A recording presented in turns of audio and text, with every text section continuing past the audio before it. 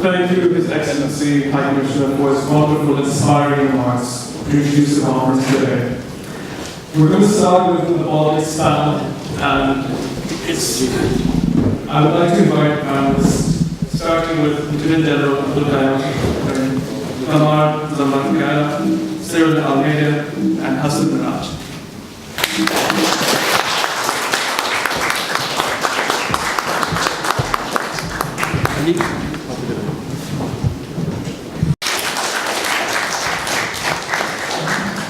Thank you, Nizam. We'll first start with a brief, say 5 minutes introduction or peace of mind kind of thing from all the speakers. We'll start from the General Qayyum and then we'll go to Kaya Sahab and then we'll come to Cyril. Towards the end of it, I will sum it up and then the house will be open for the question and answer session. General Qayyum. Is it working? Okay. Bismillahirrahmanirrahim. There is a Quranic verse, Ya ayyuhallazina amanu uzu khizrakum. And its translation is, O ye who believe, take your precautions. Sadaqallah. I am really grateful to LSC and the organizers of this conference here today, the Pakistan Development Society, and especially the sponsors who made it possible for us to be here.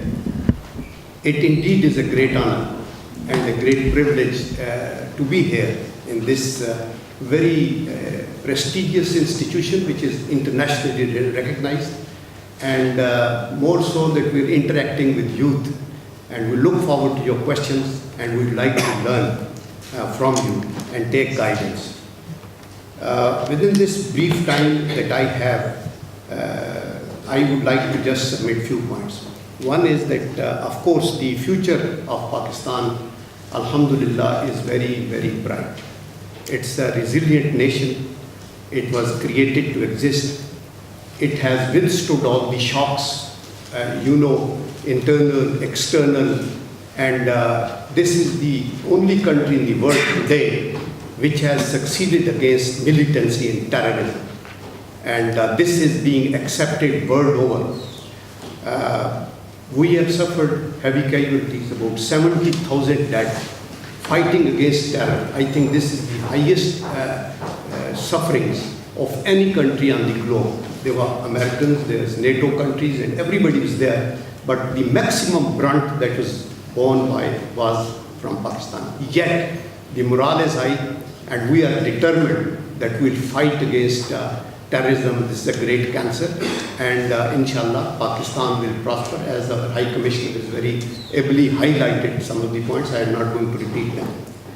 What I think it essential to say at this stage is that this is an academic institution and I am interacting with the students. I would like you to know a little bit of background of Pakistan's creation, very briefly. What were the challenges we faced when we really became independent, and how they affected, because the proposition for this discussion was made. On the West, we were cotton producing people, and 70% of the cotton was being produced, but there was no cotton or textile mill in that area which is today Pakistan. And all the industry was in central India. On the defense production side, there were 16 industries, and all of those also were located in central India. None was in either East Pakistan or West Pakistan. So what I'm saying is that we had to start from the scratch. And this nation was to be built on those straws, and today, by alhamdulillah, we have a house, and we are quite confident to take that. Now, when Pakistan came into being, challenges magnified. Our founding father, Qaid-e-Azam Muhammad Ali Jinnah, passed away. Our first Prime Minister was shot dead. He was murdered, Khan Liaquat Ali Khan. We inherited a dispute of Kashmir, which was so unfortunate because India and Pakistan got into that, fought war, and we could not look after our people for their socio-economic welfare, because that India suffered, Pakistan also suffered. So that was an unfinished agenda of partition which was there. Then with the passage of time, we fought wars with India.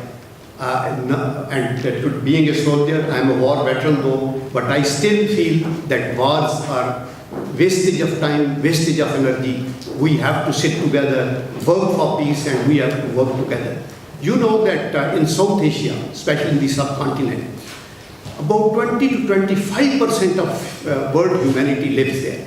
And over 60% live below poverty line, both in India, Pakistan, Bangladesh and all that. So our priorities should have been welfare of the people, but unfortunately we got involved into those wars and we suffered. Then with the passage of time, we have earthquakes, we had floods and all that. And then finally this war on terror thing. Before that, the Soviet invasion of Afghanistan came up. And the entire world felt that the Soviets, since they had a history of occupying the Central Asian republics, they are now going to come down to Balochistan and to the warm waters. So our interests coincided. We stood up and we faced the brunt, we faced the casualties, destruction and everything, but finally we succeeded in our mission.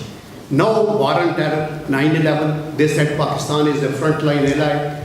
Pakistan has to face the brunt. We did, and I told you 70,000 people, $123 billion lost to our economy. And today again, and by the grace of Allah, we have succeeded. While in Afghanistan, where there were 50 nations headed by the American contingents, there today 50% of Afghanistan is no-go area.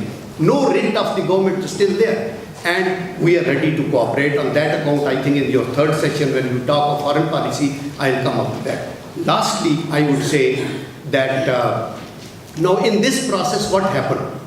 What we inherited from undivided India was no education, no health, no parliament, no Supreme Court, but a strong military. Why? Because 33% of the Indian army was Muslim soldiers. And they came to Pakistan here. And those were the people who were trained by the British.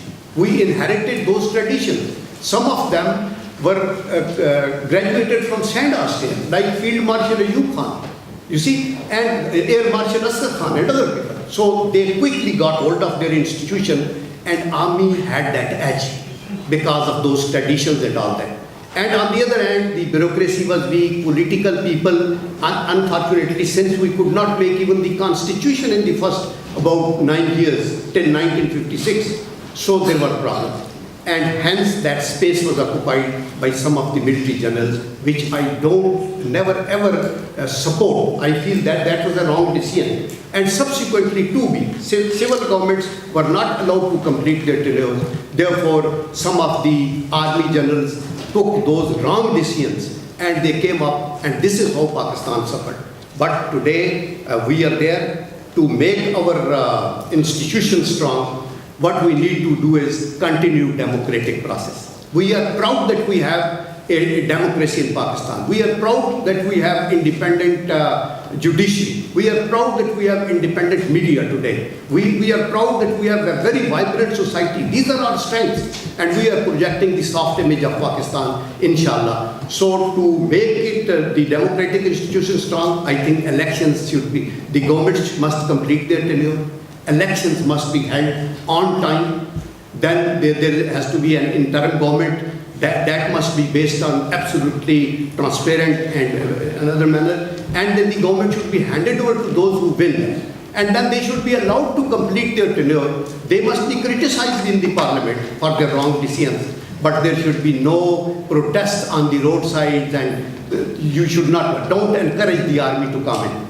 And I am glad that in the last about 15 years, after General Pervez Musharraf, our General Kiani, General Rahil, General Bajwa, all of them are democracy-loving generals, and they feel that it is in the interest of the country to be run by the people of Pakistan and not by the army. And today we are proud that our things are moving, although we had a setback in the political, one of our leaders of the leading party, Nawaz Sharif, was removed.